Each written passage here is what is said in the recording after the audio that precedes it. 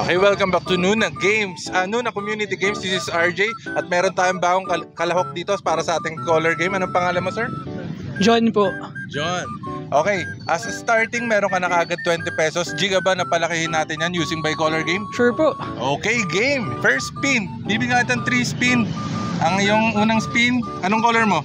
Color white po. Color white. Okay, first spin natin. Para Sir John. Game. Ay! Okay, para sa first spin niya, wala siya nakuha. Bawi tayo sa ating second roll. Game, second roll.